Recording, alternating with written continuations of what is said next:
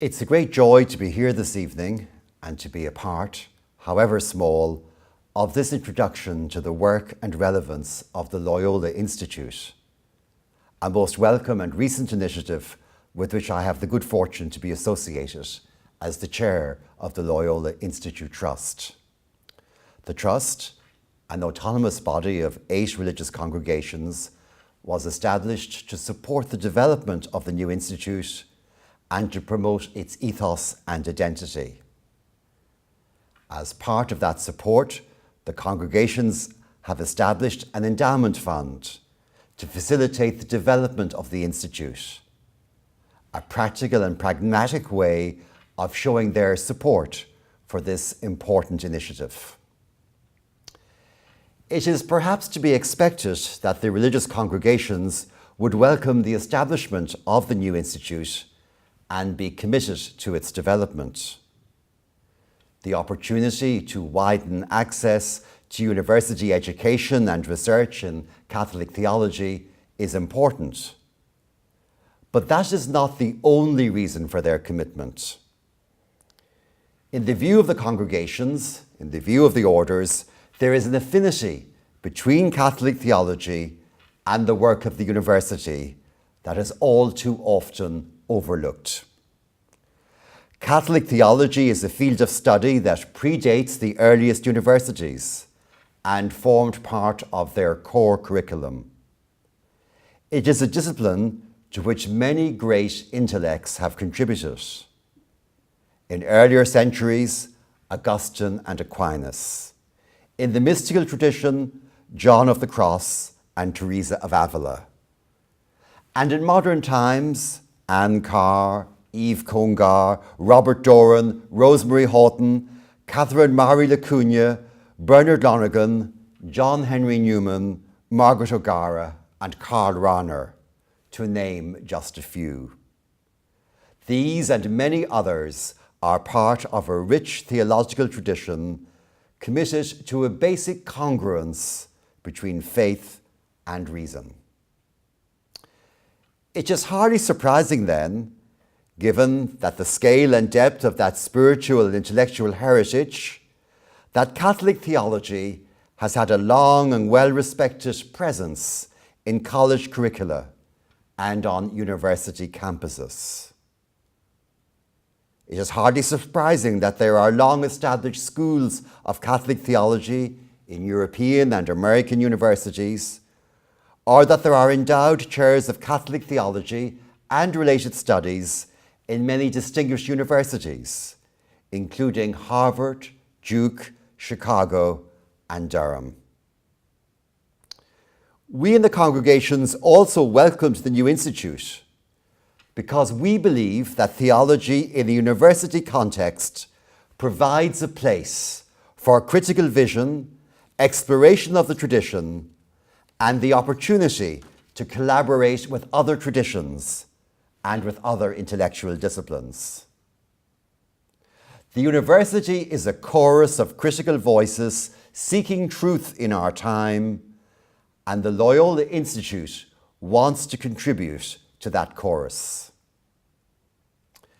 This exciting new institute offers the potential for fruitful partnership between two great cultures, that of the congregations on the one hand and that of the academy on the other.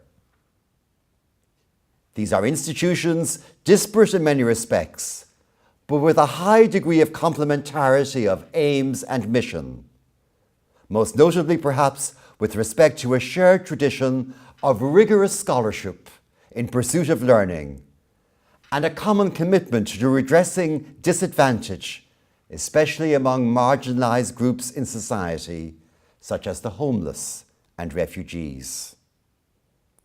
That the congregations and the colleges, each in their own way icons of long traditions, have resolved jointly to commit to this ambitious project is surely a significant development, especially at this moment of change and challenge in Irish society. What might this project offer to contemporary Irish society?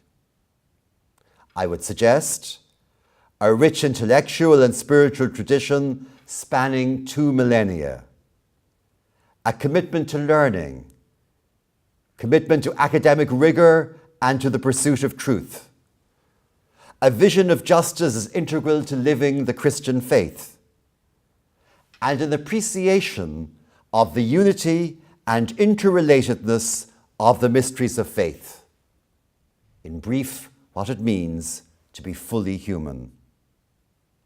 These, together with the big questions of faith, of moral questions in theological ethics, of the Catholic approach to exegesis, issues around ecclesiology, taken together, they are part of that rich heritage of Catholic tradition which the congregations hope will inform and enrich our partnership with the Academy. Michael Paul Gallagher has said that, quote, "The theologian is a translator standing at the crossroads of cultures, receiving a vision within the tradition and reimagining it so as to incarnate its transformative potential for now," unquote. So that's our task, to be translators, standing at the crossroads of cultures, receiving a vision within the tradition, and then reimagining it in the context of transforming and bringing about change in the here and now. In the words of another theologian, the late Frederick E. Crowe, formerly of Regis College in the Toronto School of Theology, whom I heard giving a lecture in this very university back in 1982, for him, doing theology means, quote, "responsibility for the formulation of meaning," unquote. He goes on, quote, "We are no longer reading a book written by someone else. We are writing our own. We not only contemplate history, we must change it," unquote. Yes, of course, we are reading the tradition and seeking to understand it, but then we're playing our own part in interpreting it in our own place and time. And this, not just as observers, but as people who want to make an impact in our own place and time. And it is good to see the Loyola Institute now established at the heart of this historic campus and here in this ancient site of learning. Launched less than 3 years ago, much has already been achieved, due primarily to the commitment of the college authorities and to the unstinting work of the directors and staff of the Institute. But other speakers will deal more ably with that work and with those achievements.